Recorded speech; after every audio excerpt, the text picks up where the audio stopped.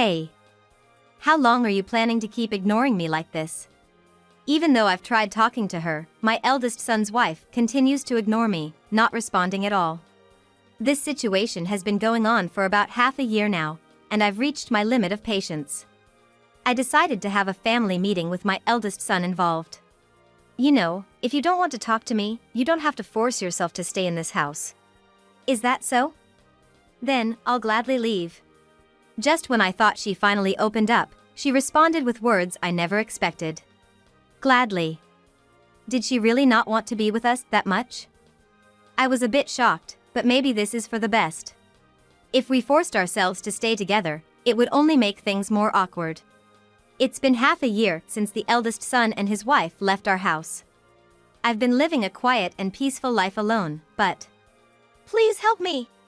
One day, out of the blue, my eldest son's wife came to my house. It seems like she's asking for help, but what on earth happened? What now?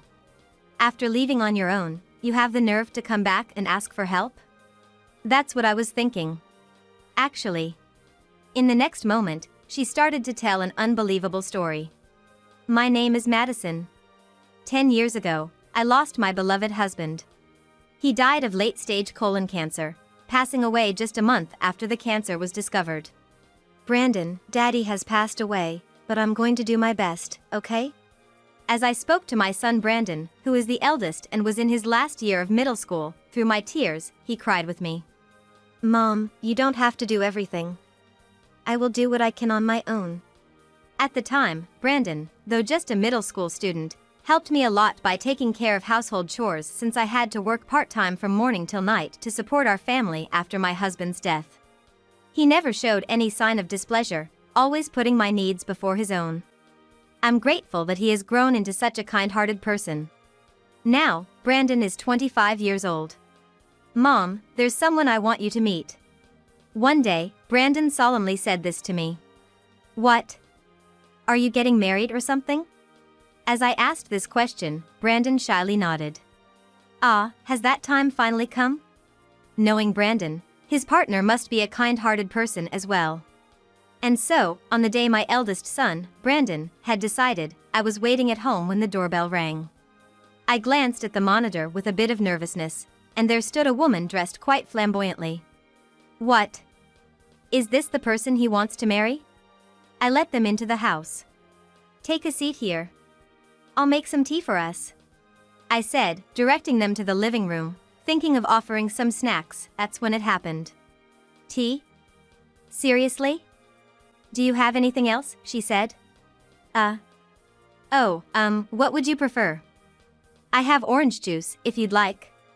I was honestly pissed off by her rude remark, but I held it in and asked her again. Orange juice? I'm not a child. Never mind, I don't want anything. I thought Brandon would scold her for her rudeness, but he just said, come on, now, and let it slide. Maybe she's just bad at communicating, I thought, and decided to introduce myself again. Nice to meet you. My name is Madison. Please take care of Brandon. My name is Katie. Oh, and just so you know, I have no intention of getting along with you.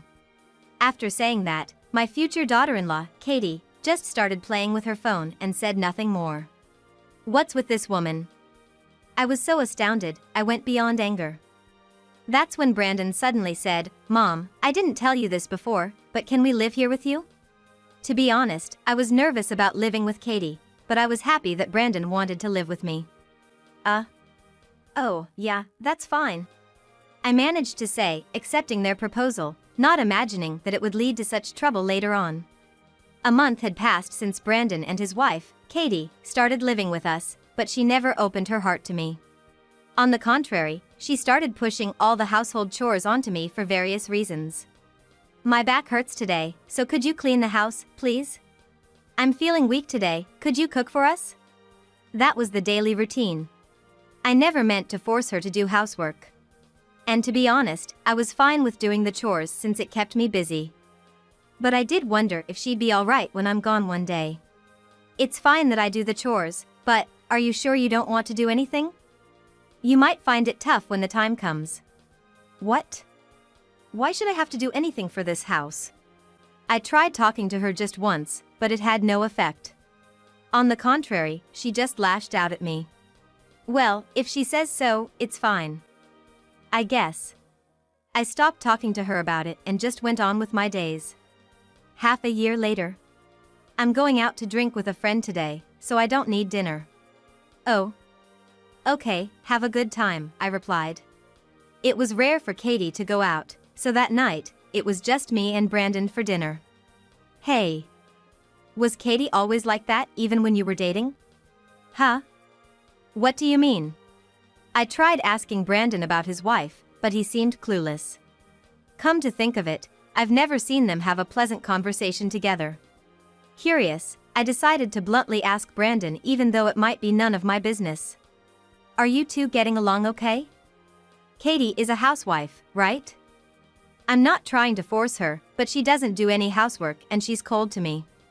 I told him honestly about Katie, but she's not like that. Come on, thanks for the meal.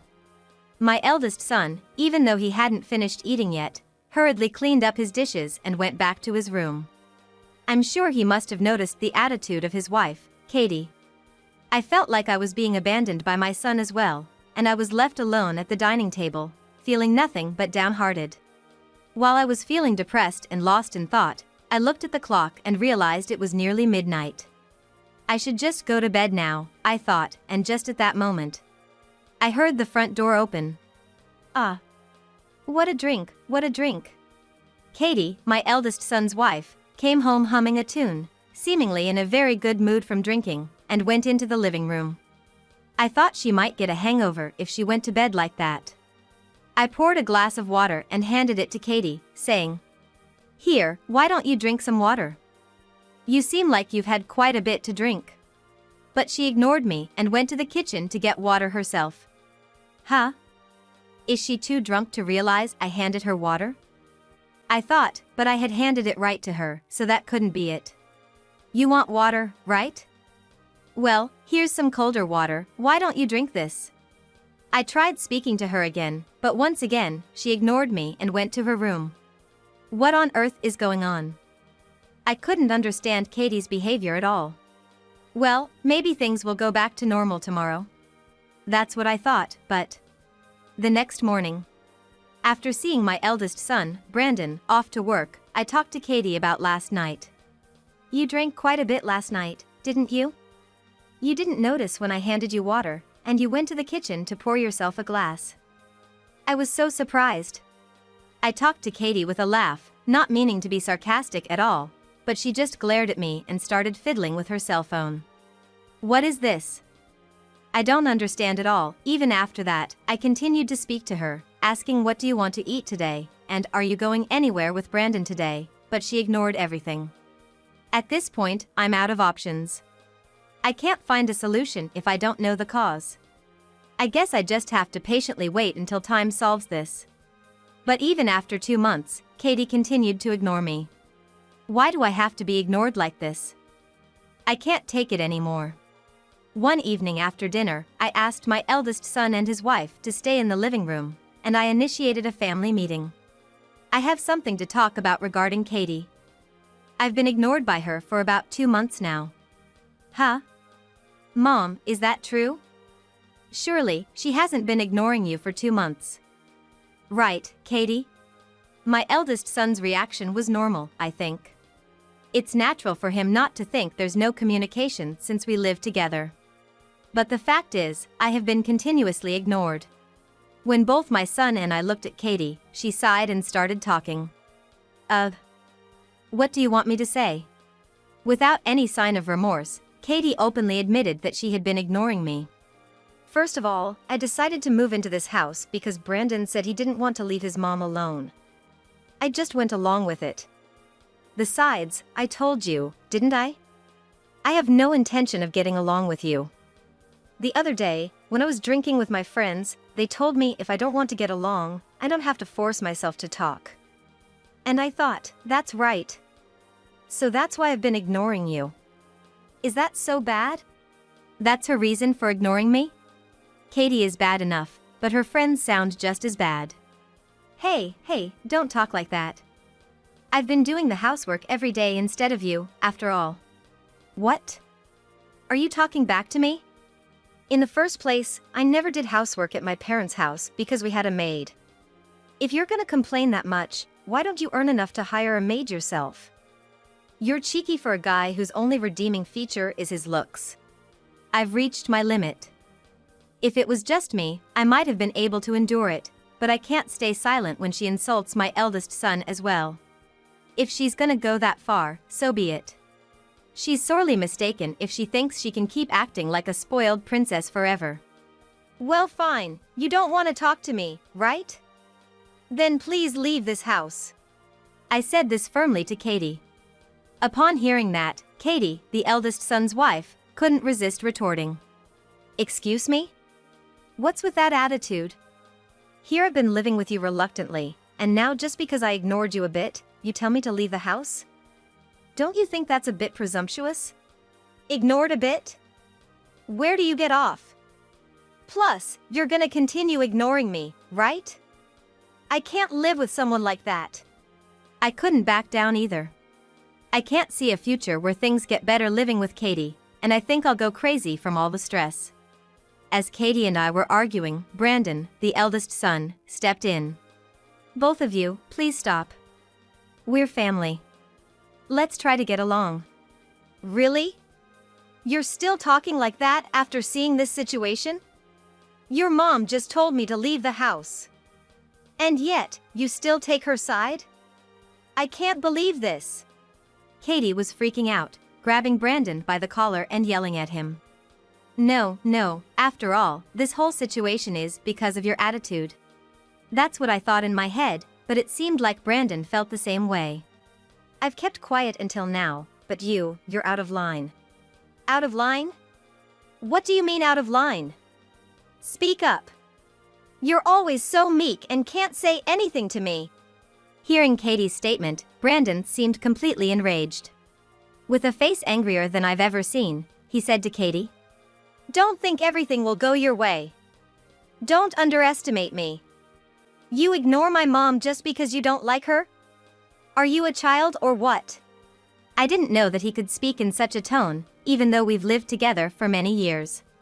Seeing Brandon scolding her in such a Yakuza-like tone, I couldn't help but be impressed, even in this situation.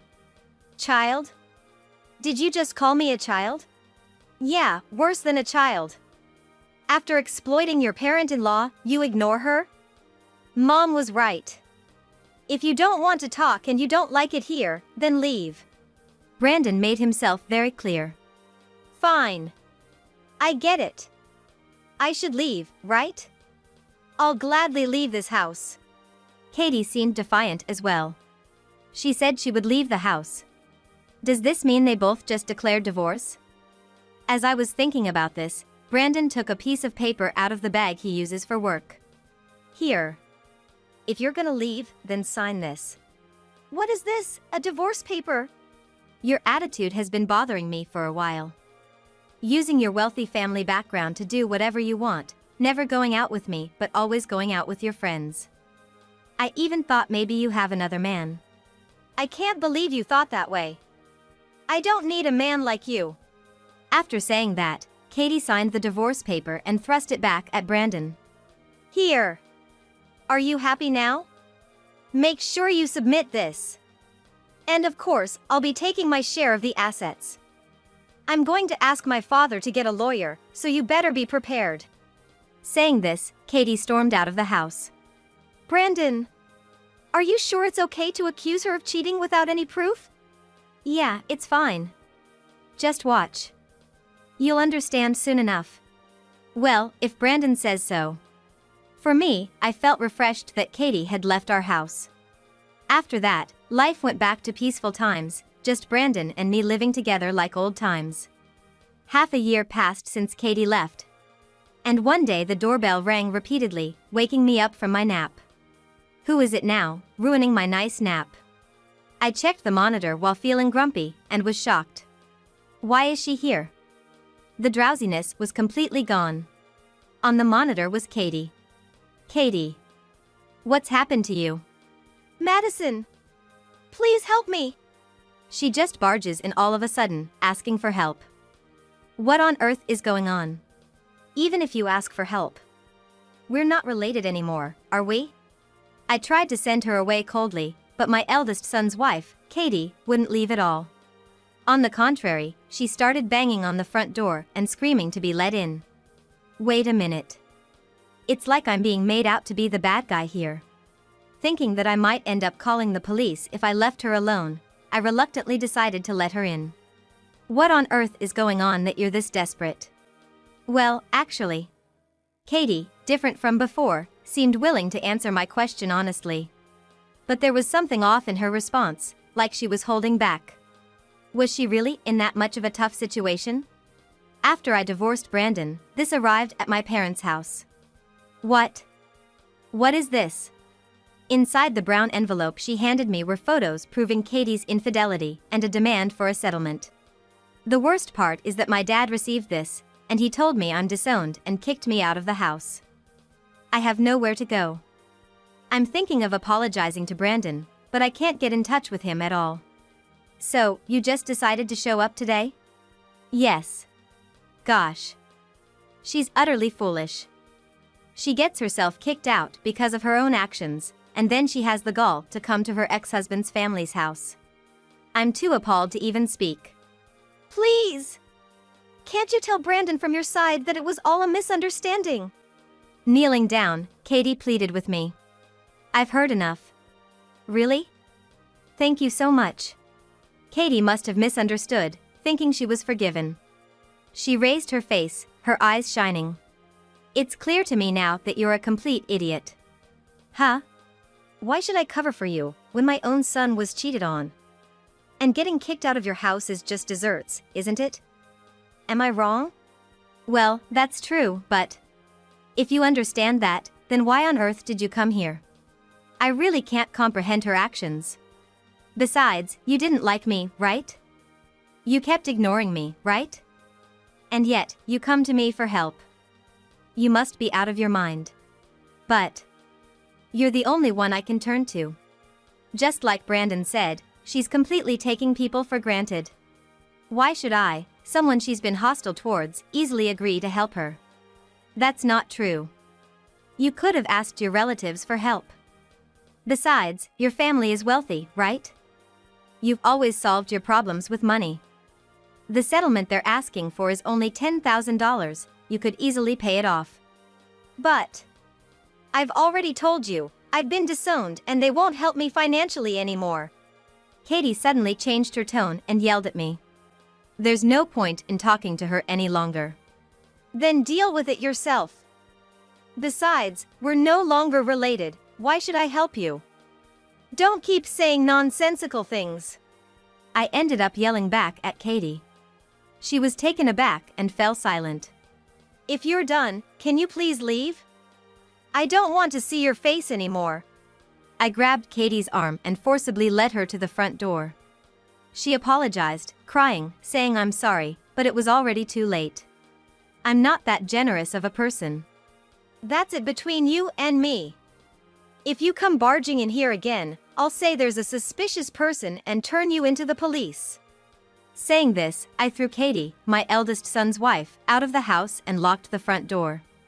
She was banging on the door and screaming for a while, but it became quiet in less than 10 minutes.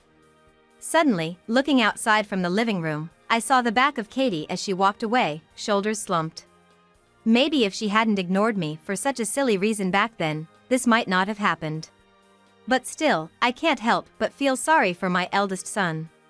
To be married to such a foolish woman, and to think she even cheated on him. She lived her life looking down on others, thinking she was always right.